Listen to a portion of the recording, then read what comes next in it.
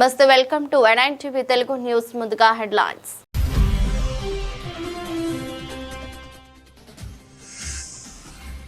త్వరలోనే భారత పర్యటనకు వస్తానన్న ట్రంప్ ప్రధాని మోదీని గొప్ప వ్యక్తి అని, తన మిత్రుడని ప్రశంసలు.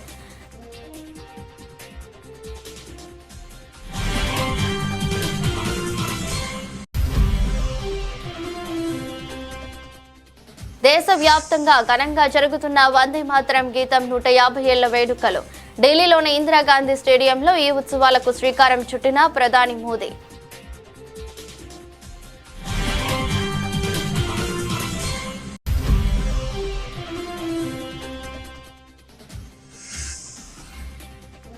చొరబాటుదారులంటే వారికి అభిమానం. కాంగ్రెస్ ఆర్జేడీలపై మోదీ ఫైర్.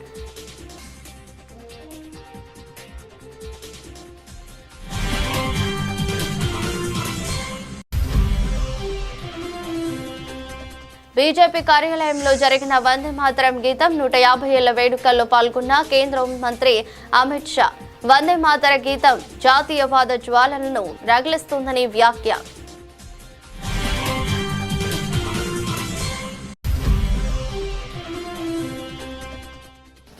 తెలంగాణను అప్పులమయంగా మార్చిన వారికి కేంద్ర ప్రభుత్వం గురించి మాట్లాడే అర్హత లేదు.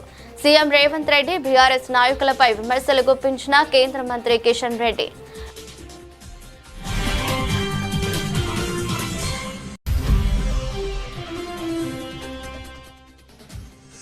ముంతా తుఫాన్ సందర్భంగా కనిపించిన టీమ్ స్పిరిట్ అన్ని చోట్ల కనిపించాలి. అధికారులకు సూచించిన సీఎం చంద్రబాబు.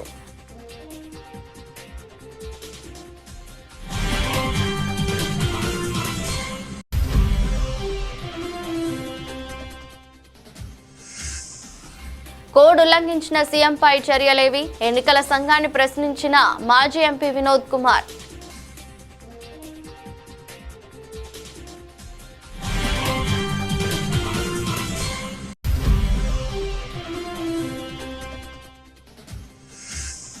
రాజకీయాల్లో తులసి మొక్కల్లా ఎదగాలి. విద్యార్థులు యువతకు వైసీపీ అధినేత వైఎస్ జగన్ పిలుపు.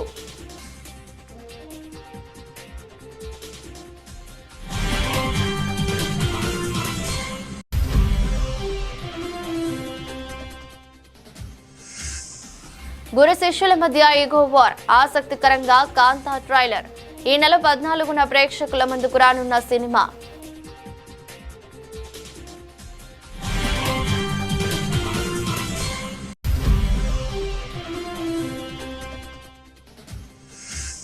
కుప్పకూలిన ఆసీస్. 4వ టీ20లో భారత్ ఘన విజయం. 48 పరుగుల తేడాతో గెలిచి సిరీస్లో 2-1 ఆధిక్యం.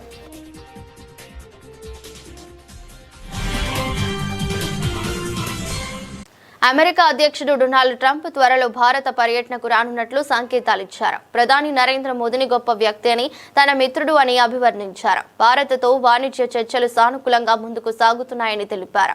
వైట్ హౌస్ లో జరిగిన మీడియా సమావేశంలో ట్రంప్ ఈ వ్యాఖ్యలు చేశారు. భారత పర్యటనకు సంబంధించిన ఓ ప్రశ్నకు ఆయన బదులిస్తూ, మోదీ నా మిత్రుడు, మేమిద్దరం మాట్లాడుకుంటాం. నేను తప్పకుండా భారత్ వెళ్తాను.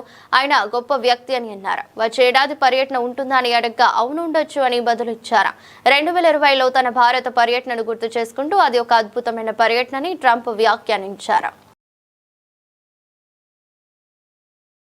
వందే మాతరం గీతం 150 ఏళ్ల వేడుకలు దేశవ్యాప్తంగా ఘనంగా జరుగుతున్నాయి. ఢిల్లీలోని ఇందిరాగాంధీ స్టేడియంలో ప్రధాని నరేంద్ర మోదీ ఉత్సవాలకు శ్రీకారం చుట్టారు. కార్యక్రమంలో భాగంగా స్మారక స్టాంపు, నాణెంను ఆయన విడుదల చేశారు. ఈ సందర్భంగా ప్రధాని మాట్లాడుతూ, బానిసత్వ యుగంలో వందే మాతరం భారతదేశం మేల్కొల్పు స్వరంగా మారిందని, మా భారతిని బంధనాల గొలుసులు తెంచి వారు తమ స్వంత భవిత్వానికి తామే నిర్ణయించుకున్నారని ప్రధాని మంత్రి నరేంద్ర మోదీ అన్నారు. और इसलिए गुलामी के उस कालखंड में वंदे मातरम इस संकल्प का उद्घोष बन गया था, और वो उद्घोष था भारत की आजादी का. मां भारती के हाथों से गुलामी की बेड़ियां टूटेगी और उसकी संतानें स्वयं अपने भाग्य की भाग्य विधाता बनेगी। साथियों, गुरुदेव रविंद्रनाथ ठाकुर ने एक बार कहा था, बंकिम चंद्र की आनंद मठ केवल उपन्यास नहीं है, ये स्वाधीन भारत का एक स्वप्न है। आप देखिए, आनंद मठ में वंदे मातरम का प्रसंग। విదేశీ చొరబాటుదారుల పట్ల కాంగ్రెస్ ఆర్జేడీ అమిత అభిమానం చూపుతున్నాయని ప్రధాని మోదీ ఆక్షేపించారు. ఓటు బ్యాంకు రాజకీయాల కోసం శ్రీరాముడిని ఛట్ మాతను అసహించుకుంటున్నాయని విమర్శించారు. బీహార్ ఎన్నికల ప్రచారంలో భాగంగా గురువారం భాగల్పూర్, ఆరారియా జిల్లాల్లో జరిగిన సభల్లో ఆయన ప్రసంగించారు. అయోధ్యలో రామాలయంతో పాటు నిషారద రాజ్, శబరిమాత, వాల్మీకి మహర్షి కోసం నిర్మించిన ఆలయాలను సందర్శించడానికి ప్రతిపక్ష నేతలు విముఖత చూపుతున్నారని, దళితులు, వెనుకబడిన తరగతులంటే వారికున్న ద్వేషానికి ఇదే రుజువని చెప్పారు. ఆర్జేడీ, కాంగ్రెస్ మధ్య అంతరుద్యం నడుస్తోందన్నారు. ఈ రెండు పార్టీలకు దేశంలోని అత్యంత అవినీతి కుటుంబం, బీహార్లోని అత్యంత అవినీతి కుటుంబం సారథ్యం వహిస్తున్నాయన్నారు. 15 ఏళ్ల ఆర్జేడీ ఆటవిక పాలనలో రాష్ట్రంలో అభివృద్ధి లేదని, సీఎం నితీష్ నేతృత్వంలోని ఎన్డీఏ ప్రభుత్వం రాష్ట్రాన్ని జంగిల్ రాజ్ నుంచి బయటకు తెచ్చేందుకు ఎంతో కష్టపడిందని చెప్పారు. बिहार में हुए विकास का रिपोर्ट कार्ड है। मेरे नौजवान साथियों, बिहार में जंगल राज की सरकार 1990 से लेकर 2005 तक 15 साल ये जंगल राज ने बिहार को तबाह कर दिया। सरकार चलाने के नाम पर तब सिर्फ आपको लूटा गया। और इसलिए मैं कहता हूं कि जरा एक आंकड़ा याद रखना है। कौन सा आंकड़ा? कौन सा आंकड़ा? अब मैं बताता हूं। 15 साल के जंगल राज में बिहार में कितने एक्सप्रेसवे बने? कितने एक्सप्रेसवे बने? जरा जोर से बताइए, कितने एक्सप्रेसवे बने? कितने एक्सप्रेसवे बने? 0। వందే మాతరం గేయానికి 150 ఏళ్లు నిండాయి. స్వాతంత్రోద్యమంలో ఆ గేయం ప్రజల్లో ఎంతో స్ఫూర్తి నింపింది. అయితే ఆ గేయం దేశ ప్రజల్లో ఇప్పటికీ నిరంతరం జాతీయవాద జ్వాలలను రగిలిస్తోందని కేంద్ర హోంశాఖ మంత్రి అమిత్ షా అన్నారు. బీజేపీ కార్యాలయంలో ఏర్పాటు చేసిన వందే మాతరం గీతం 150 ఏళ్ల వేడుకలకు అమిత్ షా ముఖ్య అతిథిగా హాజరై ప్రసంగించారు. ఈ సందర్భంగా మాట్లాడుతూ దేశ ఐక్యత, దేశభక్తి, యువతల ఉత్తేజానికి ఆ గేయం ఇంకా మూలంగానే ఉన్నట్లు ఆయన పేర్కొన్నారు. నేటి నుంచి వచ్చే ఏడాది నవంబర్ 7వ తేదీ వరకు వందే మాతరం ఉత్సవాలను నిర్వహించనున్నట్లు చెప్పారు. వందే మాతర గేయం కేవలం పదాల అల్లిక కాదు అని, అది భారతదేశ అంతరాత్మను అందించిన స్వరం అన్నారు. ఆంగ్లేయులకు వ్యతిరేకంగా వందే మాతరం గీతం దేశాన్ని ఐక్యంగా నిలిపిందన్నారు. స్వాతంత్రోత్సవ జాగరణను బలోపేతం చేసిందన్నారు. ఈ ఏడాదితో మన జాతీయ గీతానికి 150 ఏళ్లు నిండుతున్నట్లు ఆయన చెప్పారు. ఈ గేయాన్ని కుటుంబ సభ్యులతో కలిసి బలమైన స్వరంలో పూర్తి పాటను పాడాలని, భవిష్యత్ తరాలకు వందే మాతర గేయం ప్రేరణగా నిలుస్తుందని అమిత్ షా తెలిపారు. 150 साल पहले बंकिम चंद्र चट्टोपाध्याय जी ने वंदे मातरम को सार्वजनिक किया। बंकिम बापू ने इस गीत की रचना कर राष्ट्र चेतना का एक महामंत्र देश को देने का काम, जो आगे चलकर देश की आजादी का एक उद्घोष भी बना, एक सूत्र भी बना, और आजादी के बाद देश को छोड़ने का कारण भी। आज हम वंदे मातरम का 150वें वर्ष का उत्सव मना रहे हैं। हम सब जानते हैं कि हमारे आजादी के आंदोलन के नेताओं ने जो स्वप्न महान भारत के लिए देखे थे, विगत 11 सालों में वो स्वप्न की पूर्ति के लिए देश के सामूहिक प्रयास से ढेर सारे काम हुए। मैं आज के कार्यक्रम के बारे में भी बताना चाहता हूं। आज के दिन ही पूरे दिन सामूहिक वंदे मातरम के गान के साथ ही 1 साल तक भारत की चेतना की पुनः जागृति का తెలంగాణ రాష్ట్రాన్ని అప్పులమయంగా మార్చిన సీఎం రేవంత్ రెడ్డి బీఆర్ఎస్ నాయకులకు తెలంగాణ హైదరాబాద్ ను అన్ని రంగాల్లో అభివృద్ధి చేస్తున్న కేంద్ర ప్రభుత్వం గురించి మాట్లాడే అర్హత లేదని కేంద్ర మంత్రి కిషన్ రెడ్డి అన్నారు. ఇవాళ ఒక్క అమృత్ భారత్ పథకం కిందే తెలంగాణలో 40 రైల్వే స్టేషన్లను ప్రపంచ స్థాయి సౌకర్యాలతో పునరాభివృద్ధి చేస్తున్నామన్నారు. Kazipet coach factory, Kakatiya mega textiles park, turmeric board, Hyderabad లో రీజనల్ రింగ్ రోడ్డు కోసం 15,000 కోట్లకు పైగా ఖర్చు చేయనున్నట్లు తెలిపారు. 410 కోట్లతో అంబర్పేట ఫ్లైఓవర్ నిర్మించామని, 628 కోట్లతో ఉప్పల్ ఎలివేటెడ్ కారిడార్, ఇలా చెప్పుకుంటూ పోతే ప్రతి రంగంలో హైదరాబాద్ అభివృద్ధికి కేంద్రం కట్టుబడి ఉందని కిషన్ రెడ్డి స్పష్టం చేశారు.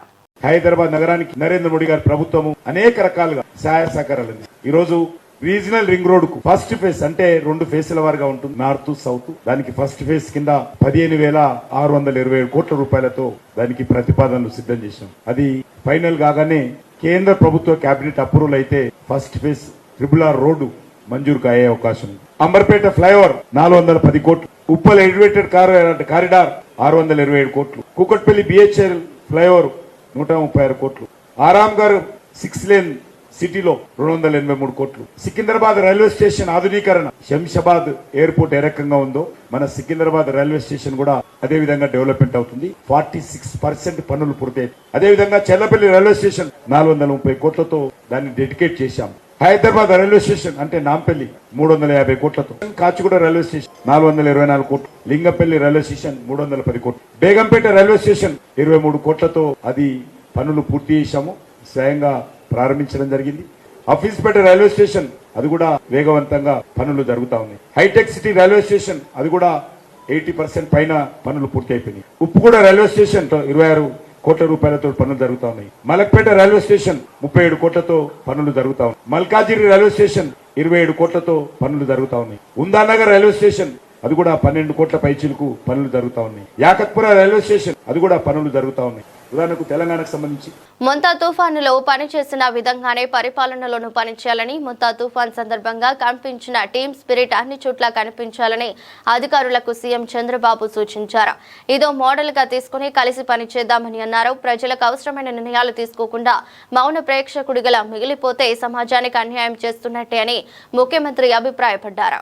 సైక్లోన్ ని ముందుగానే ట్రాక్ చేయడం, అదే మరి మనకుండే అవేర్ గానీ డేటా గానీ ఇవన్నీ సింక్ చేసుకోవడం, ఇక్కడ సెక్రటరియట్ దగ్గర నుంచి లాస్ట్ మైల్లో ఉండే గ్రామ సచివాలయం వరకు ఇప్పుడు దాని పేరు కూడా మనం మార్చుకుంటున్నాం.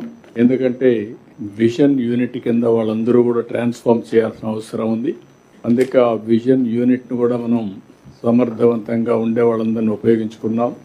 లైన్ డిపార్ట్మెంట్స్ ఉన్నాయి, జిల్లా, మండల్, కాన్స్టిట్యున్సీ కింది వరకు లైన్ డిపార్ట్మెంట్ సెక్రటరీ వస్తే అంతవరకు కూడా అందరిని యాక్టివేట్ చేశాం. టైం టు టైం అలర్ట్స్ పంపించాం, అప్రమత్తం చేశాం. దానికి కావాల్సిన యాక్షన్ ప్లాన్ కూడా తయారు చేసుకుని మనం అనుకున్న ప్రకారం ప్రాణ నష్టాన్ని పూర్తిగా తగ్గించగలిగాం, చాలా వరకు మినిమైజ్ చేశాం. అదే మరిగా ఆస్తి నష్టాన్ని కూడా మనం చాలా వరకు నివారించగలిగాం. ఎప్పుడన్నా తుఫాను వచ్చినప్పుడు, అధిక వర్షాలు వచ్చినప్పుడు పంటలు పూర్తిగా నష్టపోతాయి. ఈసారి కూడా పంటలు నష్టపోయే పరిస్థితికి వచ్చింది. అవన్నీ కూడా రియల్ టైంలోనే బేరీ చేసుకొని మనం ముందుకు పోయే పరిస్థితికి వచ్చాం. ఈ మీటింగ్ యొక్క ముఖ్యమైన ఉద్దేశం మనం రాబోయే రోజుల్లో డేటా డ్రివన్ గవర్నెన్స్. ఒకసారి టెక్నాలజీలో డేటా అంతా ఉంటే మనం ఆర్టిఫిషియల్ ఇంటెలిజెన్స్ గురించి మాట్లాడుతున్నాం. ఇక్కడే క్వాంటమ్ కంప్యూటర్ కూడా పెట్టుకొని జనవరి లోపల అది కూడా స్టార్ట్ అవుతుంది. అదే సమయంలో ఈరోజు గూగుల్ అయితే 15 కాంగ్రెస్ కు ఓటేయకుంటే పథకాలు రద్దవుతాయని సీఎం రేవంత్ రెడ్డి, బీఆర్ఎస్ కు ఓటేస్తే మీ ముఖం చూడనని మంత్రి అజారుద్దీన్, బీఆర్ఎస్ కార్యకర్తలు ఎలా ప్రచారం చేస్తారో వారి అంతు చూస్తారని కాంగ్రెస్ అభ్యర్థి నవీన్ యాదవ్, బెదిరింపులు ఎన్నికల కోడ్ ఉల్లంఘన కాదా, ఆయా అంశాలపై బీఆర్ఎస్ సమగ్రమైన ఆధారాలు సమర్పించిన వారిపై సీఈఓ ఎందుకు చర్యలు తీసుకోవడం లేదని మాజీ ఎంపీ బోయినపల్లి వినోద్ కుమార్ ఎన్నికల సంఘాన్ని సూటిగా ప్రశ్నించారు. కోడ్ ఉల్లంఘించిన వారిపై చర్యలు తీసుకునేందుకు సీఈఓ ఎందుకు వెనకాడుతున్నారని నిలదీశారు.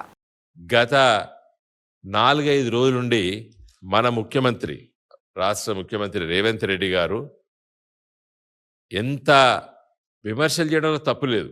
విమర్శలు మాట్లాడకూడనేటువంటి పదజాలంతో మాట్లాడుతున్నాడు. మరి model code of conduct election commission ఏదైతే నిర్దేశించిందో దాని ఒక బాధ్యతాయుతమైనటువంటి పదవిలో ఉన్నటువంటి రేవంత్ రెడ్డి గారు మరి పాటించడం లేదు. మరి ఇప్పుడు ఎలక్షన్ కమిషన్ ఆఫ్ ఇండియా ఎందుకు సెన్స్యూర్ చేయడం లేదు? సూటి ప్రశ్న. మీరు ఓటు వేయకపోతే పథకాలను రద్దు చేస్తాము అని చెప్పి, you are not suppose to do, you are the government, ఒక functionary, head of the state, how can you say so? మీ పక్కకే నిలబడి మొన్న మంత్రిగా ప్రమాణ స్వీకారం చేసాడు క్యాబినెట్ మంత్రి అజారుద్దీన్. ఆయన ఏమంటాడు, మీరు గిట టీఆర్ఎస్కు బీఆర్ఎస్కు ఓటు వేస్తే నేను ఇక్కడ రాను అని చెప్పి ఆయనే ఆక్షేపించిండు. తర్వాత కొంతమంది అభ్యర్థితో సహా, పోటీ చేస్తున్న అభ్యర్థి నవీన్ యాదవ్తో సహా, మీరు ఈ ఎట్లకెళ్ళి బయటికి వెళ్తారు, ఇది నా ఇల్లు, జూబ్లీ హిల్స్ అంటే నా ఇల్లు, మీరు ఇళ్ళకి ఎట్లా వెళ్తారు అని వారు మాట్లాడి. రాజకీయాల్లో విద్యార్థులు, యువత తులసి మొక్కలా ఎదగాలని శ్రీ వైఎస్ జగన్ పిలుపునిచ్చారు. ఇది సోషల్ మీడియా యుగం అన్న ఆయన ఇందులో యువత చాలా చురుకు అని ప్రశంసించారు. ఈ యుగంలో డ్రైవ్ చేసేది కూడా యువతే అని, వారి చేతుల్లోనే భవిష్యత్తు ఉందని చెప్పారు. యువత ఏం నిర్ణయిస్తే ఆ ప్రభుత్వం వస్తుందని, అది యువతకు ఉన్న బలమని స్పష్టం చేశారు. వైఎస్ఆర్సీపీ కేంద్ర కార్యాలయంలో పార్టీ విద్యార్థి విభాగం సమావేశం జరిగింది. పార్టీ విద్యార్థి విభాగం రాష్ట్ర కమిటీ సభ్యులు, జిల్లా, అసెంబ్లీ నియోజకవర్గాల అధ్యక్షులతో మాజీ ముఖ్యమంత్రి, పార్టీ అధ్యక్షుడు వైఎస్ జగన్మోహన్ రెడ్డి భేటీ అయ్యారు. పలు అంశాలపై వారికి దిశానిర్దేశం చేశారు. విద్యార్థుల గురించి, యువకుల ప్రాధాన్యత గురించి, రాజకీయాలలో భవిష్యత్తు గురించి, నిజంగా ఎక్కడైనా కూడా కల్ముషం లేని రాజకీయాలు ఎక్కడైనా స్టార్ట్ అయ్యేటి ఎక్కడైనా ఉంటే, రాజకీయ నాయకుడు పలానివాడు అని చెప్పి ఎవరైనా కూడా గర్వకారణంగా ఫలానివాడు మా నాయకుడు అని చెప్పుకునే పరిస్థితి ఎక్కడి నుంచి అయినా స్టార్ట్ అవుతుందని అంటే, దాని బీజం పడాల్సింది కరెక్ట్గా యువత నుంచి బీజం పడాలి, స్టూడెంట్ నుంచి బీజం పడాలి. మీరంతా ఇప్పుడు జనరేషన్ జీలో ఉన్నారు. జనరేషన్ జీలో ఉన్న మీరంతా కూడా నెక్స్ట్ తరానికి, భావి తరానికి మీరంతా కూడా దిక్సూచులు కాబోతా ఉన్నారు. రాజకీయాలలో నిజంగా తులసి మొక్కల్లా నిజంగా ఎదగాలి. రాజకీయాలంటే ఎలా ఉండాలి అని అంటే, ఫలానోడు మన రాజకీయ నాయకుడు, ఫలానివాడు మా నాయకుడు అని చెప్పి కాలర్ ఎగిరేసుకొని చెప్పే విధంగా కింద వాళ్ళు మన వైపును చూసే పరిస్థితి ఉండాలి. మన యంగర్ జనరేషన్ మన వైపు చూసేట్టుగా ఉండాలి. దట్ కెన్ ఓన్లీ హ్యాపెన్ మనలో ఆ గుణాలు కనిపించినప్పుడు, మనలో ఆ క్యారెక్టర్ కనిపించినప్పుడు మాత్రమే ఆ పరిస్థితులు వస్తాయి. గట్టిగా విద్యార్థులు. దివంగత ఎమ్మెల్యే మాగంటి గోపీనాథ్ కుటుంబంలో వారసత్వ వివాదం మరోసారి తెరపైకి వచ్చింది. ఆయనకు అసలైన వారసులం తామేనంటూ మొదటి భార్య మాలినీదేవి కుమారుడు తారక ప్రద్యుమ్న రంగంలోకి దిగడంతో వివాదం కొత్త మలుపు తిరిగింది. ఈ వ్యవహారంపై శేరిలింగంపల్లి తహసీల్దార్ గురువారం విచారణ చేపట్టారు. గతంలో గోపీనాథ్ రెండో భార్య సునీత, ఆమె పిల్లలకు జారీ చేసిన లీగల్ హెయిర్ సర్టిఫికెట్ ను తాత్కాలికంగా పక్కన పెట్టి ఇరు పక్షాలకు నోటీసులు జారీ చేశారు. విచారణకు గోపీనాథ్ మొదటి భార్య మాలినీదేవి, కుమారుడు తారక్ తో పాటు గోపీనాథ్ తల్లి మహానంద కుమారి కూడా హాజరయ్యారు. ఆమె తన కోడలు మాలినీదేవికి మద్దతుగా నిలిచారు. రెండో భార్య సునీత తరపున ఆమె కుమార్తె దిశిరా న్యాయవాది హాజరయ్యారు. ఇరు పక్షాల వాదనలు విన్న తహసీల్దార్ వెంకారెడ్డి వారి వద్ద ఉన్న ఆధారాలను స్వీకరించారు. మరిన్ని పత్రాలు సమర్పించేందుకు గడువు కావాలని ఇరు వర్గాలు కోరడంతో ఈ నెల 19వ తేదీలోగా వాటిని అందించాలని ఆదేశించారు. తదుపరి విచారణను ఈ నెల 25వ తేదీకి వాయిదా వేశారు. ఈ సందర్భంగా గోపీనాథ్ తల్లి మహానంద కుమారి సంచలన వ్యాఖ్యలు చేశారు. 1998లోనే మాలినితో గోపీనాథ్ కు వివాహమైంది. ఆమె మొదటి భార్య మాలినితో విడాకుల పిటిషన్ కూడా రద్దయింది. గోపీనాథ్ చావు ఒక మిస్టరీ. ఆయన ఆసుపత్రిలో వెంటిలేటర్ పై ఉన్నాడని చెప్పి నన్ను చూడనివ్వలేదు. కేటీఆర్ వచ్చే వరకు మరణ వార్తను ధృవీకరించలేదు. ఎందుకు అలా చేశారో కేటీఆర్ జవాబు చెప్పాలి. కొడుకుగా ప్రద్యుమ్నకు అన్ని హక్కులు దక్కాలి అని ఆయన పేర్కొన్నారు. ఈ ఆరోపణలను సునీత కుటుంబం ఖండించింది. ఏం చెప్పను, మాగంటి గోపీనాథ్ చనిపోయే వరకు మాగంటి గోపీనాథ్ అంటే అందరికీ రెస్పెక్ట్. ఆయన అట్టాగే బతికాడు. మేము ఎప్పుడు బయటకు రాలేదు. నేను ఎడ్యుకేటెడ్, మంచి అన్ని, నేను ఎప్పుడు బయటకు రాలేదు. అతను చచ్చిపోవటం, వాళ్ళు చచ్చిపోవటం కాదు, చావే ఒక మిస్టరీ చేశారు. ఏం జరిగింది చెప్పండి. ఇది అంతా మరి కేటీఆర్ గారి వల్లే జరిగిందని నేను జవాబు ఆయనే చెప్పాలి నాకు. ఎందుకంటే ఒక హాస్పిటల్లో ఉన్నాడు, చచ్చిపోయాడని కొంతమంది అంటున్నారు. చూడనివ్వటం పంపించలేదు. స్టాండర్డ్ గా ఆ తల్లి అన్న వదిన రాకూడదు లోపలికి, ఎక్కడికి రాకూడదు, ఐయూసీ ప్రెమిసెస్ రాకూడదు. వస్తే ఏమవుద్ది తల్లి వస్తే తర్వాత అక్కడ ఉన్న వాళ్ళకి కూడా ఏం ట్రీట్మెంట్ జరుగుతుందో వాళ్ళకి చెప్పొద్దు. అసలు జబ్బు చేసిందే నాకు తెలియకుండా హాస్పిటల్కి తీసుకెళ్ళిందే నాకు తెలియదు.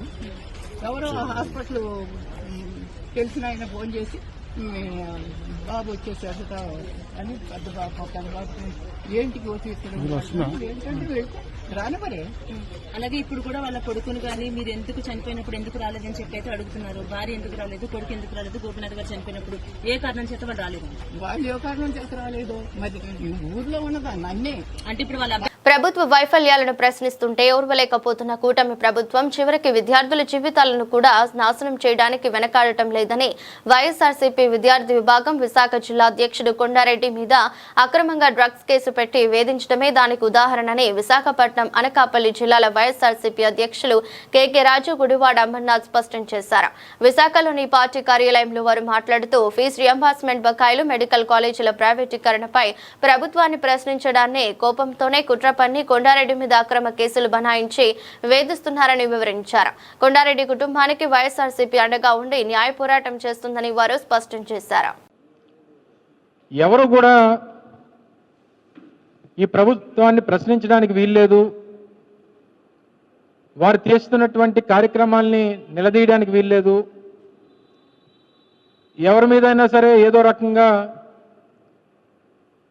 కక్ష సాధింపు చర్యలు చేపడుతున్నటువంటి అనేక సందర్భాలని సంవత్సరాల కాలంగా చూస్తూ ఉన్నాం. అహంకారంతో లేదా చేతకానితనంతో చెప్తున్నటువంటి సమాధానాలను కూడా రాష్ట్రంలో ప్రభుత్వ పెద్దలు చెప్తున్నటువంటి సమాధానాలను కూడా చూసాం. అయితే ఈ మధ్యకాలంలో వైఎస్ఆర్ కాంగ్రెస్ పార్టీలో ఉన్నటువంటి నాయకత్వాన్ని, నాయకుల్ని ఏ రకంగా టార్గెట్ చేస్తూ ఉన్నారో అనేటువంటిది కూడా మీరు అందరూ కూడా మీకన్నా బాగా ప్రజలందరూ కూడా చూస్తూ ఉన్నారు. ఈ కల్తీ మద్యం విషయంలో ఏ రకమైనటువంటి పాత్ర లేకపోయినా సృష్టించి ఒక ఓరల్ ఎవిడెన్స్ని క్రియేట్ చేసి మాజీ మంత్రి అయినటువంటి జోగి రమేష్ గారిని నిన్న మొన్న అరెస్ట్ చేసినటువంటి సందర్భాలు కూడా మనం చూసాం. కింద స్థాయిలో ఉన్నటువంటి విద్యార్థి స్థాయిలో ఉన్నటువంటి నాయకుల్ని లేదా విద్యార్థి దశలో ఉన్నటువంటి యువకుల్ని వీరి చేతకాంతనం వల్ల లేదా ఈ ప్రభుత్వం మీద ఉన్నటువంటి వ్యతిరేకతని మలయాళ స్టార్ హీరో దుల్కర్ సల్మాన్ ప్రధాన పాత్రలో నటిస్తున్న పీరియడ్ డ్రామా కాంత సెల్వమణి సెల్వరాజ్ దర్శకత్వంలో తెరకెక్కుతున్న ఈ చిత్రంపై మొదటి నుంచి మంచి అంచనాలున్నాయి. తాజాగా మేకర్స్ ఈ సినిమా ట్రైలర్ ను విడుదల చేయడంతో అంచనాలు మరింత పెరిగాయి. కాంతా ప్రపంచం ఈ రోజు ఆవిష్కృతం అవుతుంది అంటూ దుల్కర్ సల్మాన్ స్వయంగా తన సోషల్ మీడియా ఖాతాలలో ట్రైలర్ ను పంచుకున్నారు. విడుదలైన ట్రైలర్ సినిమాపై తీవ్రమైన ఆసక్తిని రేపుతోంది. కథ మొత్తం ఓ సూపర్ స్టార్ టీకే మహాదేవన్, అతడిని తీర్చిదిద్దిన గురువు, దర్శకుడు అయ్యా మధ్య సాగే అహంకారాల పోరు చుట్టూ తిరుగుతుందని స్పష్టమవుతోంది. నిన్ను హీరోగా నిర్మాతలు అంగీకరించేలా చేశానని అయ్య చెప్పడంతో మహాదేవన్ ఆయన కాళ్లపై పడి కృతజ్ఞత చాటుకునే సన్నివేశంతో ట్రైలర్ మొదలవుతుంది. ఈ సూపర్ స్టార్ దర్శకుడి మధ్య ఆధిపత్య పోరులో కథానాయిక నలిగిపోతుంది. ఒకవైపు దర్శకుడు చెప్పినట్టు నటిస్తానని ఆమె అయ్యకు మాట ఇస్తుంది. మరోవైపు సహనటుడు మహాదేవన్తో ప్రేమలో పడుతున్నట్టు కనిపిస్తుంది. ఈ ఉత్కంఠభరిత డ్రామాలో ఏం జరిగిందనేదే కాంతా కథ.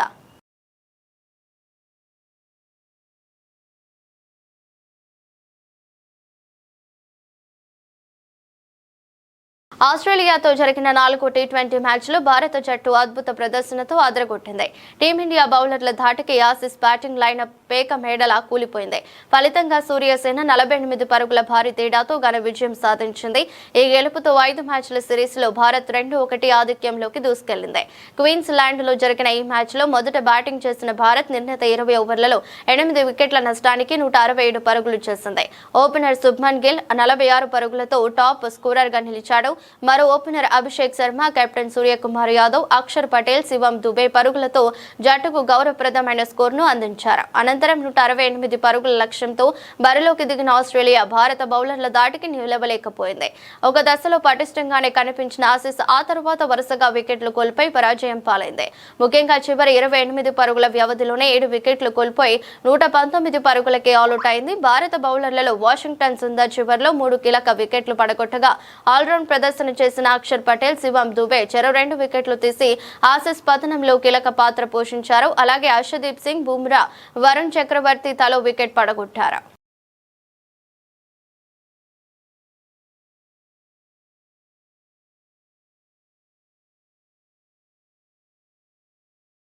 వార్తలు ముగించే ముందు మరోసారి హెడ్లైన్స్.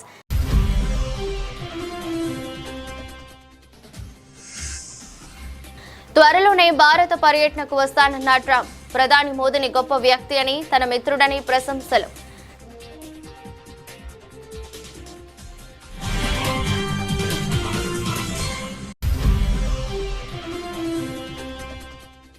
దేశవ్యాప్తంగా ఘనంగా జరుగుతున్న వందే మాతరం గీతం 150 ఏళ్ల వేడుకలు. ఢిల్లీలోని ఇందిరాగాంధీ స్టేడియంలో ఈ ఉత్సవాలకు శ్రీకారం చుట్టిన ప్రధాని మోదీ.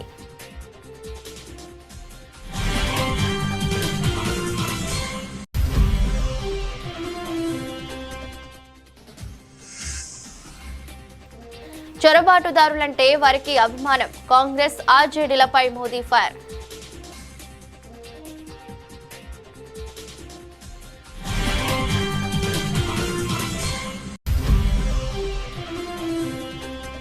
బీజేపీ కార్యాలయంలో జరిగిన వందే మాతరం గీతం 150 ఏళ్ల వేడుకల్లో పాల్గొన్న కేంద్ర హోంమంత్రి అమిత్ షా. వందే మాతర గీతం జాతీయవాద జ్వాలలను రగిలిస్తుందని వ్యాఖ్య.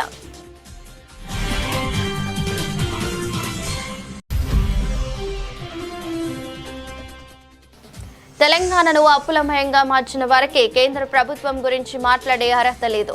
సీఎం రేవంత్ రెడ్డి, బీఆర్ఎస్ నాయకులపై విమర్శలు గుప్పించిన కేంద్ర మంత్రి కిషన్ రెడ్డి.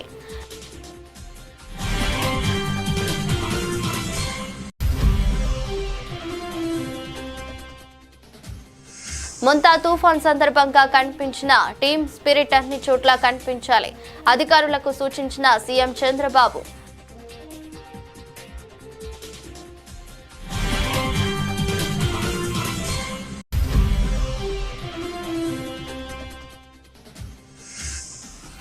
కోడ్ ఉల్లంఘించిన సీఎంపై చర్యలేవి, ఎన్నికల సంఘాన్ని ప్రశ్నించిన మాజీ ఎంపీ వినోద్ కుమార్.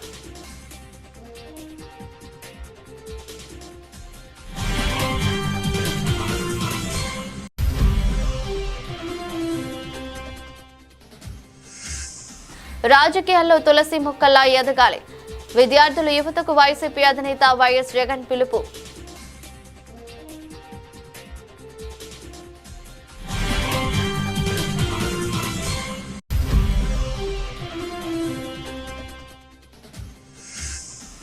గురు శిష్యుల మధ్య ఈగో వార్, ఆసక్తికరంగా కాంతా ట్రైలర్.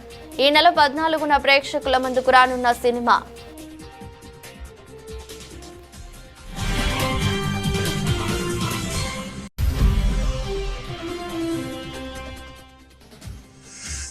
కుప్పకూలిన ఆసీస్, 4వ టీ20లో భారత్ ఘన విజయం. 48 పరుగుల తేడాతో గెలిచి సిరీస్లో 2-1 ఆధిక్యం.